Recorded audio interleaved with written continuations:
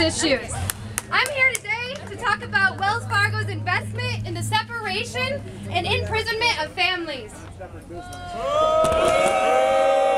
I'd like to start today with asking, have any of you heard about what's happening in Alabama to our immigrant brothers and sisters?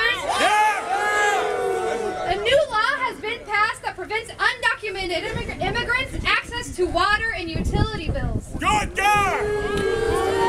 It prevents them from entering into any sort of lease, and worse, it requires that children have proof of their documentation status to go to elementary school. Good God! These kind of laws exist for many reasons, but more importantly, they get passed for one very specific reason, and that's money. There are two main for-profit prisons that run in this country, GEO Group and CCA, which is Corrections Corporations of America. Both of these are for-profit multinational corporations that are paid billions of taxpayer money to incarcerate immigrants. Go!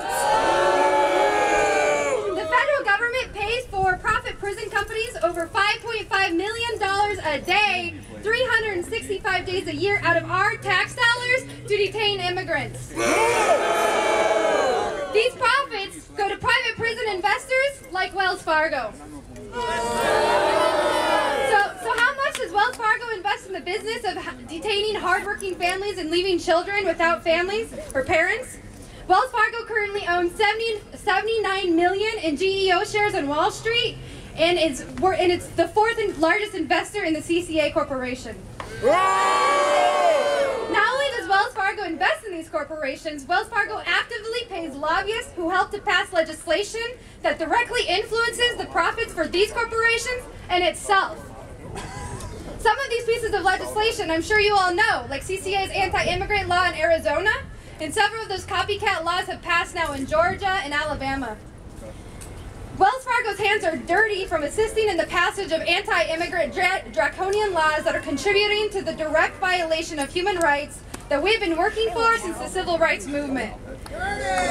These bills foster xenophobia and increase human rights violations across our country at the expense of $1 million in revenue for these corporations and big banks like Wells Fargo. Wells Fargo also has a very aggressive advertising campaign targeted to undocumented immigrants. So while Wells Fargo is making false friendships with their Latino neighbors, they're in the business of detaining and deporting them at record rates while those immigrants' money is sitting in their bank account. We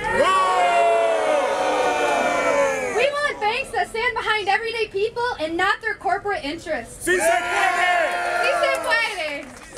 I demand that Wells Fargo dumps its prison investments, and you can too. Pledge to close your bank account and put your money in a local credit union bank. Stand